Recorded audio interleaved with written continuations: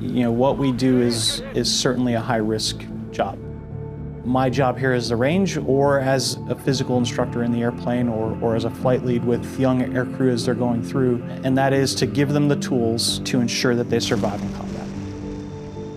All of that stuff translates perfectly to when it's real combat, and weapons have to come off the airplane on the first pass and they have to be right. And so it's a perfect translation to be able to do it here on a range in a simulated environment where we can still be safe, and if things aren't working out right, we can just knock it off. And we came out here for Green Flag West and some time out here on the range before we deployed to Afghanistan. And during that time out here on the range, I had two different events that later just basically sparked a muscle memory for me while I was in Afghanistan.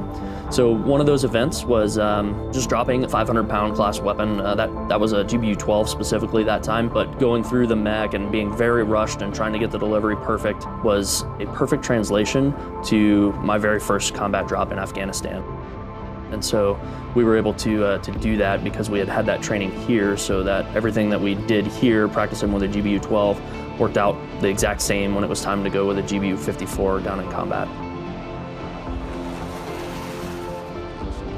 That's the #1 priority of my job, is making sure that CAS doesn't affect friendly forces and that the target they're supposed to strike gets struck.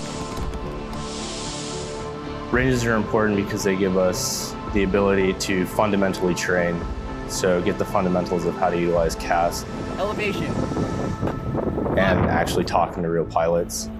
It takes you out of a simulated environment and puts you in a real environment. We absolutely need that capability to go out and employ live weapons on a range with JTACs and get through those steps in a real airborne environment with live weapons before we ever try to do that in combat.